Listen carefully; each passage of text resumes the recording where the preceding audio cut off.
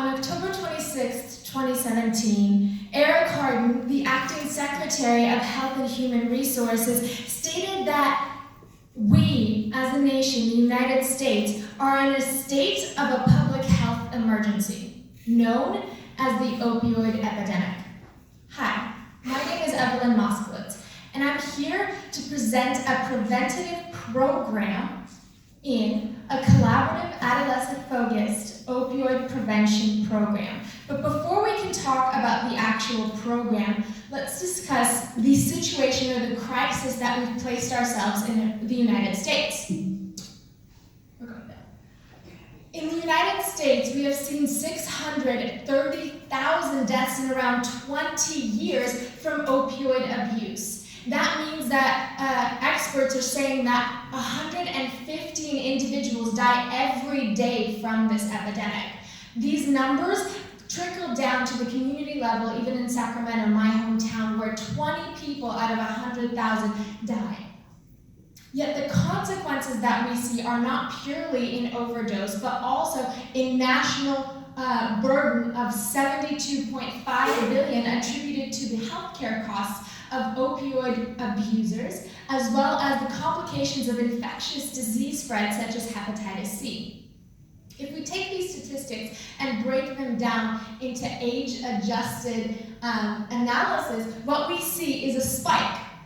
In our data, we see that the age group of 18 to 25 are increasingly more affected by the opioid overdose, and not only are these statistics shown about the actual overdose amount, but also in mental health disorders, serious suicide plans, as well as suicide attempts.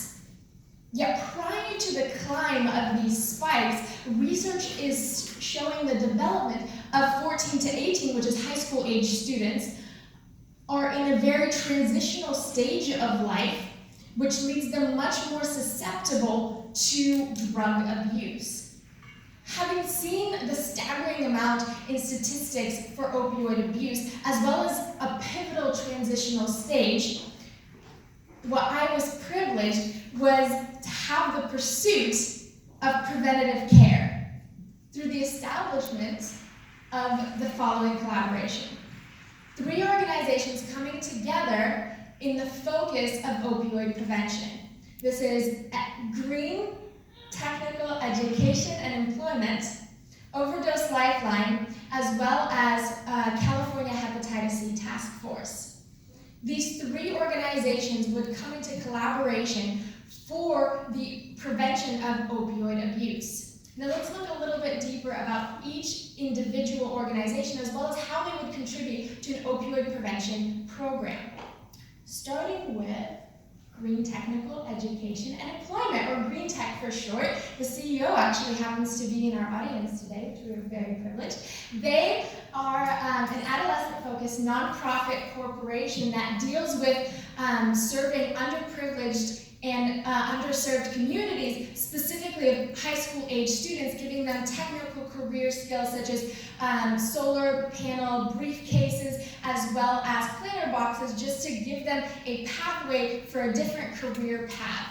They encourage youths to better their lives. The way that they would be a part of the program is twofold. First of all, they have facilities in Del Paso Heights as well as Oak Park. These are both locations of Sacramento County with high opioid abuse risk factors that would serve the program through those facilities. But not only that, they would also attribute to about half the student base for the program itself. So they serve around 12 students every Saturday from 9 a.m. to 1 p.m., teaching them all these skills, and those students for the program can come from this organization as well. Going into Overdose Lifeline, this is actually a materials archive focused on opioid abuse. They have done extensive research and come together to bring about materials or curriculum that can be used to teach about opioid abuse prevention. They're currently serving in 17 different states in various communities with various backgrounds. The way that they could be a part of the program is, again, twofold. The first of which is this is not about drugs curriculum.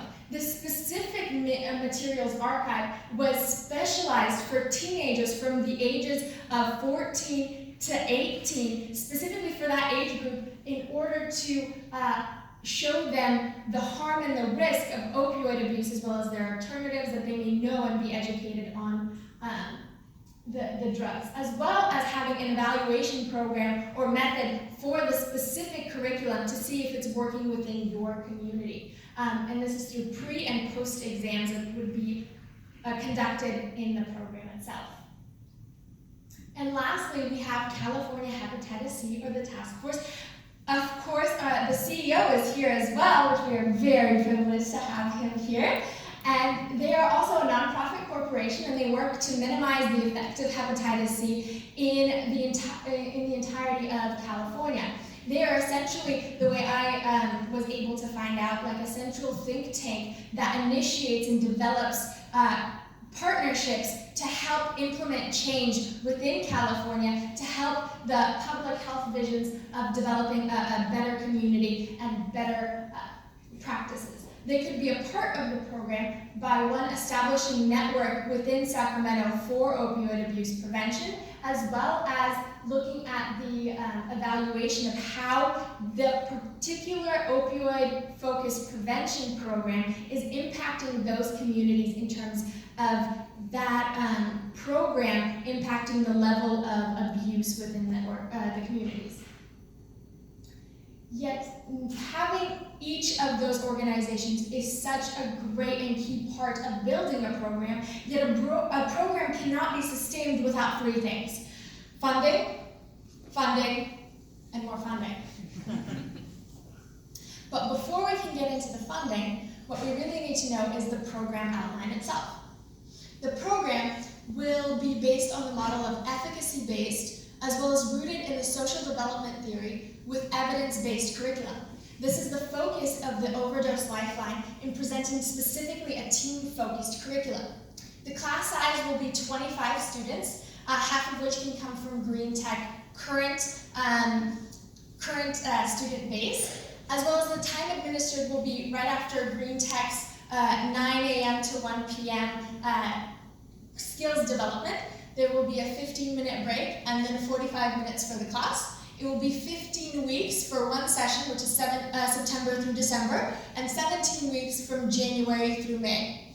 There will be 3 categories of instructors: local school teachers, which we had talked and gotten in communication with the Sacramento School District Secretary, talking about 2 nurses per facility, which would be educated on the curriculum to be able to administer the program, as well as the Institute of Governmental Studies from UC Berkeley having their fellows come and intern with us, and having peer testimonies that attribute to the development of the students for them to know the full picture of opioids. And lastly, I did talk about how there's no way that this program would function without the funding. And there's 3 avenues of funding that we've recognized and realized. In order for the program to run, it'll be just under $120,000, which is about just under $24,000 every year. The 3 different avenues of funding, 2 will come from grants, or hoping to come from grants potentially, as well as from the school district secretary, his fund for investing in children. But having the funds to run the program is one thing. Its evaluation and its impact is really what matters. The evaluation will come in 3 folds as well. Having the curriculum, the program, and the community evaluated. The curriculum will be evaluated through a pre and post exam that will be administered to the children through the curriculum and the Overdose Lifeline materials. The program itself will be a cross-examining student and teacher survey to see if every aspect of the program is running effectively and well. And lastly, the community impact. Having 5 years, meaning after the 14 to 18-year-olds are finally crossing into the threshold of the 18 to 25-year-olds, assessing the numbers of their impact between their increased knowledge versus the indicators of their abuse, mental health disorders, as well as plans of suicide and suicide attempts within the community.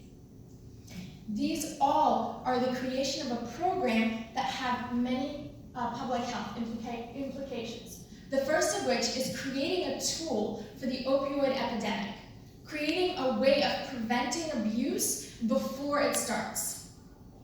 Secondly, it's establishing a network, a cohesion of vision within Sacramento to try and approach an opioid epidemic.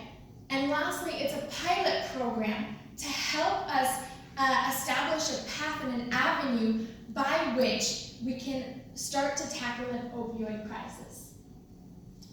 The opioid epidemic has cost the United States in millions of dollars and billions of lives. Yet, this problem cannot be solved in isolation. Instead, if we use the collaborative focus of an opioid adolescent prevention program, we can start to make a change in the epidemic. Thank you. And I welcome any questions.